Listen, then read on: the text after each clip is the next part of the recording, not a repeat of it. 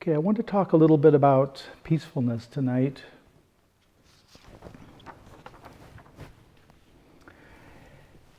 And the peace, as I've mentioned, is a really important quality of the Absolute, particularly the unmanifest. That, the absence and the stillness are the primary qualities. And all the qualities in the Absolute are non-conceptual. So conceptual peace would be in position to some type of conflict.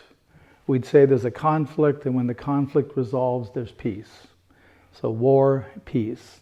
Those are the conceptual opposites. But we're talking about non-conceptual peace.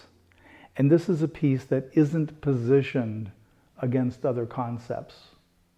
It stands alone. It has its own completeness, aliveness. It has a relationship to the other qualities of the Absolute. So it isn't quite as neat as I make it of the manifest and the unmanifest. The Absolute is really this sort of hodgepodge of all of these things. And that's why when we can experience the blackness in the unmanifest, there can also be the luminosity. It can be love and presence and clarity and all these qualities that are more manifest qualities. And the same is true in the manifest. There's going to be peace and there's going to be stillness as part of that. You can't really have one part of it without the other. There's a kind of an organicness to it. Part of what being in contact with the peacefulness does is it supports our movement from being a person who's doing to a person who's able to be. So you're able to not have to take action. And one of the biggest supports for personality is our compulsive doing. Most of us as children, the only time somebody tells us we did good is when we did something somebody approved of. So a parent, a teacher, partner, whatever, says to you, great job, I love how you cleaned your room. Well, we're happy, great. They're happy, I'm in good shape. But we get, it's not me. It's what I do, it's my performance they feel is good. So it doesn't really land that deeply in us. We feel that, we're not quite enough. And that's what supports that sense of I need to be doing in order to be seen and to be loved. We feel that it's like I'm not good enough because of that core egoic deficiency when we turned away from presence as an infant or toddler. And we blame ourselves for that. I was unworthy, that's why I turned away. We feel we got rejected.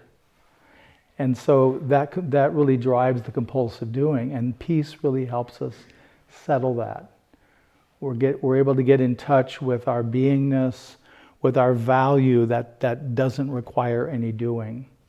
So it's a really helpful shift as we start working with peace. And peace also invites the stillness. If we make contact with peace first, stillness is usually right behind, or vice versa. They're close together often. And the peace also helps quiet mental chatter, quiet thought. And the compulsiveness of the personality, most people want to be mirrored in a particular way. We have a self-image. I'm a good guy.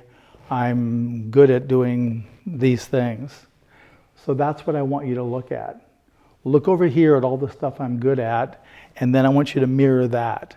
And that lets me know you see me. And when somebody mirrors my self-image, they get me. I like them.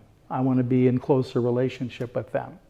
And like the converse, if someone doesn't mirror me accurately, they don't mirror the self-image, they don't really get me. I'm not sure I like them very much.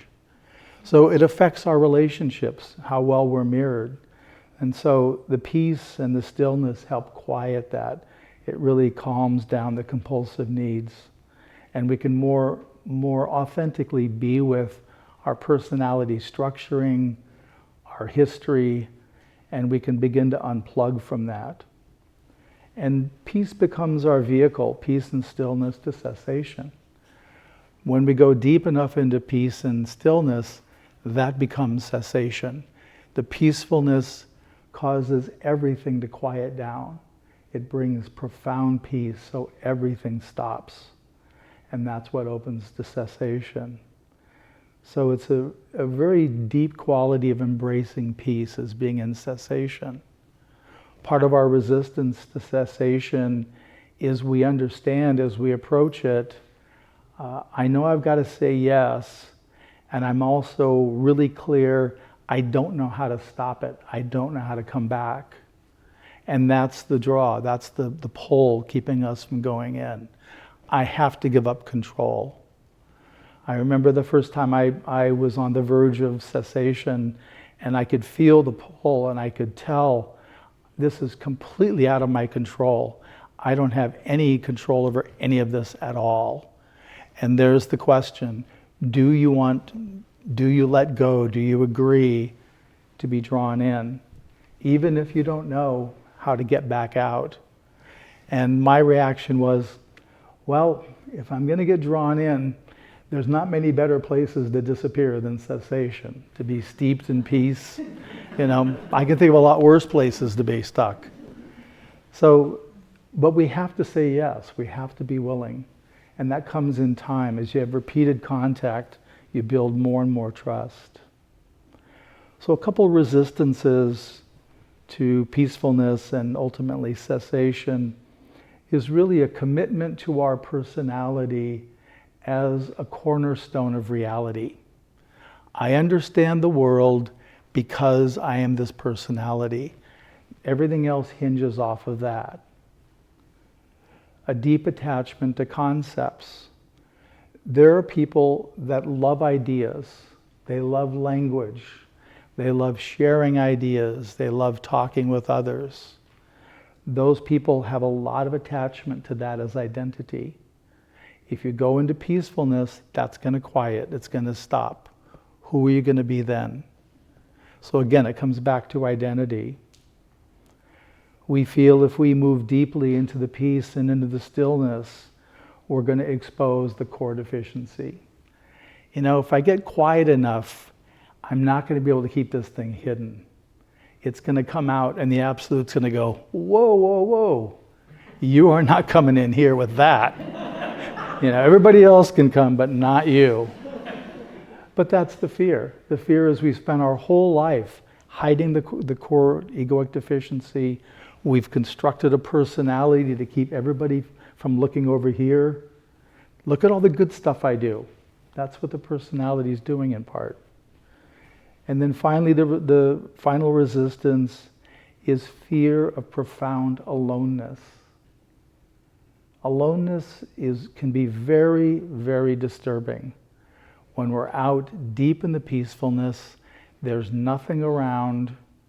We have a sense this may last a long time. Maybe it's hard for you to be alone, but it's a real aloneness. There isn't anything. And that's really can be quite impactful to be in contact with. I mention these so that if these come up during the course of the retreat, you can recognize what they are and why there's a function, what they're doing. And you can see if they're still true for you or whether you can relax that.